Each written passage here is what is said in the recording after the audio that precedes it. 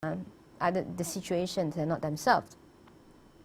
Now there's one term here, it's called learned helplessness.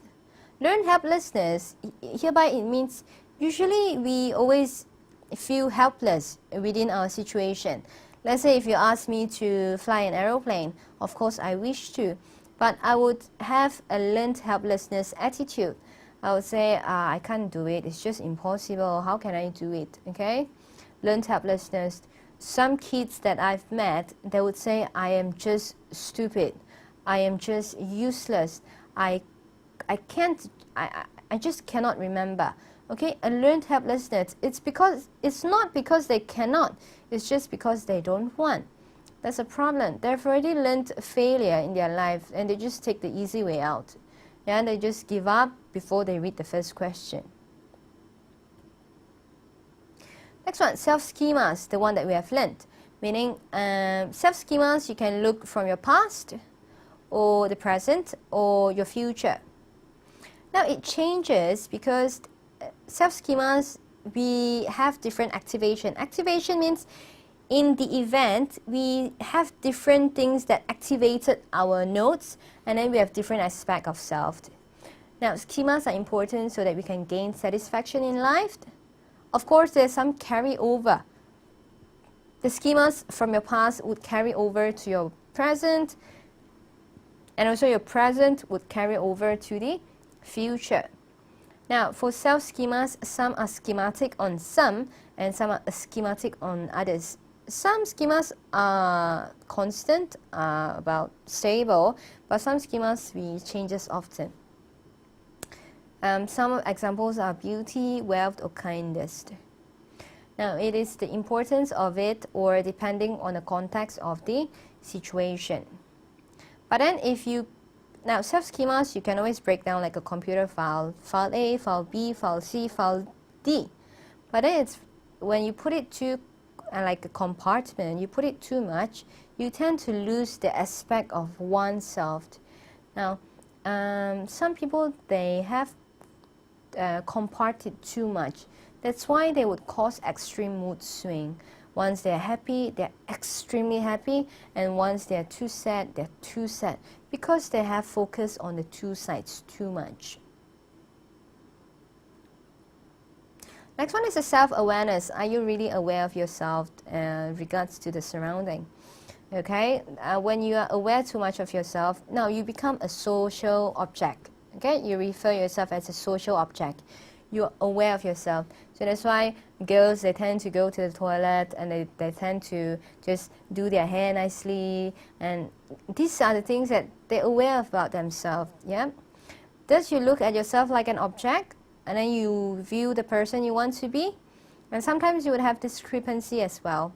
Yep. Physical appearance, your result, your achievement with the age. Some people say, I can do multiplication at the age of 9. Some people say, no, I'm 7. Okay? These are all of your self-awareness.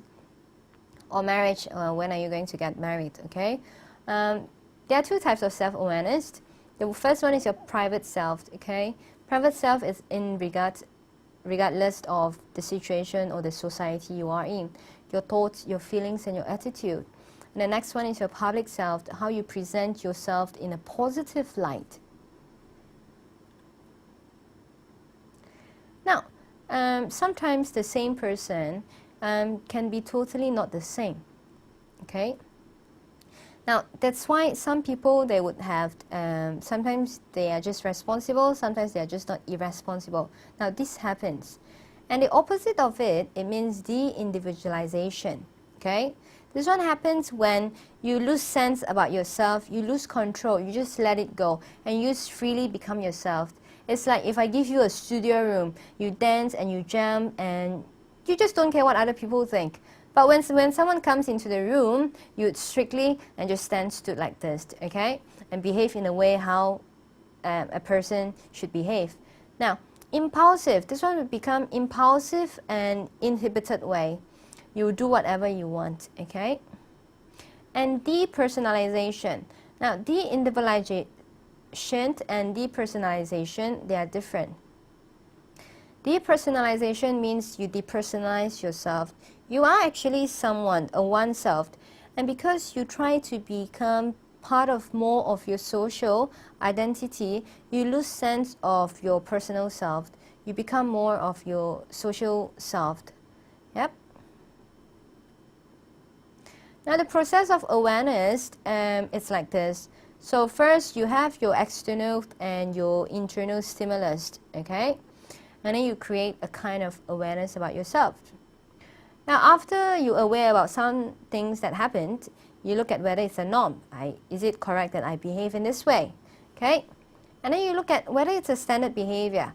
If it's standard behavior, it's a yes. You feel okay, you just continue doing it because it doesn't affect other people's evaluation on you or on yourself. But when you find that it's not part of a standard behavior, like suddenly you're dancing in the studio, acting and playing stick and just kung fuing, and then suddenly you realize someone coming in, and then it goes through, your awareness go to, someone is here. Standard behavior, is it a standard behavior? No, it's not a standard behavior. Okay, you create a discomfort, okay? You feel like, okay, someone is here. And then either you would change your behavior, you would just stop it and just say hi, or you would alter it. Alter means to reduce the anxiety, just to alter, to switch it. Now these are the circles that I hope to see. This is not for you to play games. But the first one is try to see, now look at yourself in the middle part. You are in the middle part, okay? So how do you see yourself in the middle part? Now, next to the circle, the next line, who influenced you the most, okay? These are some of the people that influence you a lot. So you can try to put them into it, okay? Some will be parents, some will be TV, some will be the role model, and some will be the enemy. Okay, so try to see that and try to see who influenced you the most. Next one is the arrow. The arrow hereby means the past, coming, see how you have changed along the way. A worker and old-aged, yeah, people change. Now the issue hereby is that should then public figures set as an example since others look at them as role models. We have people we expect a lot. Our Prime Minister or Tiger Woods, we have expectation on themselves, who they should be, who they should become. Okay? Like as I say, the private self and the public self. But should the public figures be given the right for what they need to do? I mean, because constantly, paparazzis are constantly hunting them down and try to dig in dirty details. Should they be deprived of their private self? Yep. These are the issues that some people say it's okay, it's his life, it's her life, it's fine. It has nothing to do with you. Everyone has their own issues or problem. Okay? But some people say because the person is so famous that the person should act like a role model for people. Because hereby role model is important. We follows our role model and we imitate their behavior. After becoming famous, someone takes on another burden that is they need to actually, they have the ability to change the world. They have the ability to influence young people, and that's the power that they have. And I mean, public figures should know that they are given this the status of a role model. Should they be deprived? Yeah. Now the self-test is available in the book, in the OUM book. So just take a look.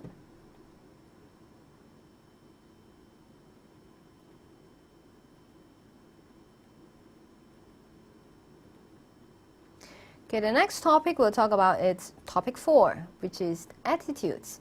Yep.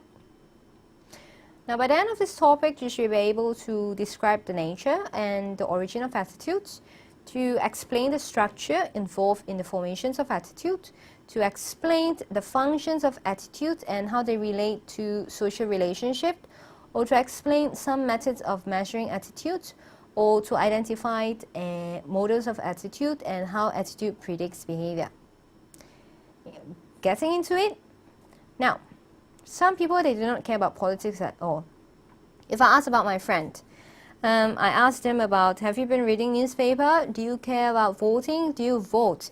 They say, I don't care, I don't care, I don't vote. I have never voted in my life. He's about 40. I say, why don't you vote? Because, and he answers,